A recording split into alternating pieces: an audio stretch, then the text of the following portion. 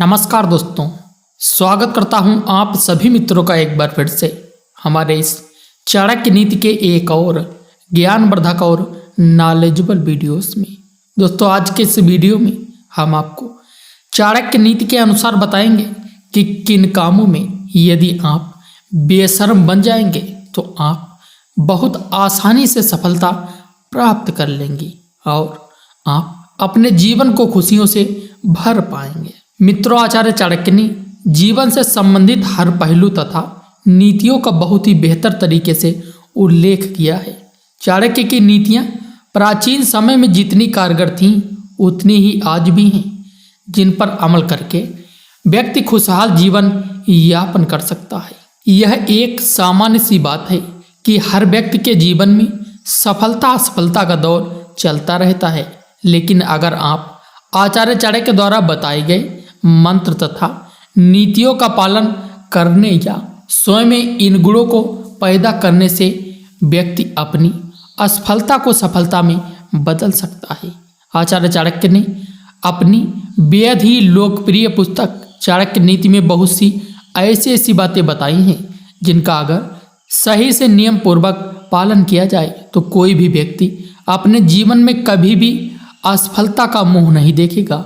ऐसे ही कई कार्य इस तरह से भी बताए गए हैं जिन्हें करने में इंसान हिचकिचाता है, लेकिन चाहे स्त्री हो या पुरुष, जीवन में आगे बढ़ने के लिए कुछ कार्यों को बेरोक टोक और बेशर्मी से कर लेना चाहिए।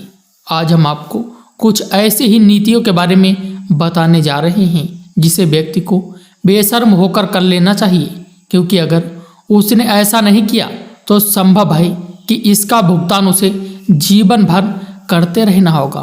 तो चलिए जानते हैं कौन से हैं वो चाणक्य नीतियाँ।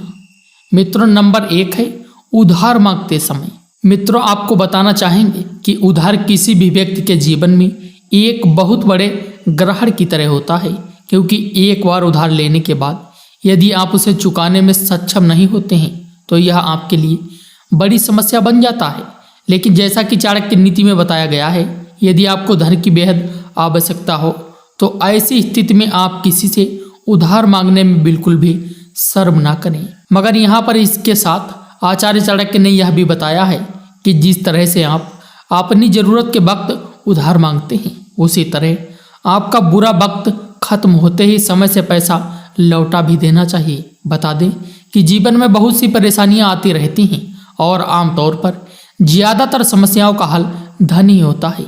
इसीलिए यह भी बताया गया है कि यदि आप व्यापार आदि करते हैं तो आपको कभी भी धन मांगने में शर्म नहीं करनी चाहिए, अन्यथा आप आने वाले जीवन में कभी भी तरक्की नहीं कर पाएंगे। और मित्रों, नंबर 2 है शिक्षा प्राप्त करते वक्त। आपकी जानकारी के लिए बता दें कि जिस व्यक्ति ने अपने जीवन में शिक्षा प्राप्त करने में शर्म या लिहाज दिखाया वह हमेशा पीछे ही रहता है। आचार्य चाणक्य के अनुसार ज्ञान प्राप्त करने में कभी भी किसी से शर्म नहीं करना चाहिए। कई बार ऐसा भी देखा जाता है कि छात्र या छात्रा झिझक या शर्म की वजह से कोई भी बात ना समझ में आते हुए भी नहीं पूछते, क्योंकि उन्हें लगता है कि ऐसा करने से उनकी बेइज्जती हो जाएगी।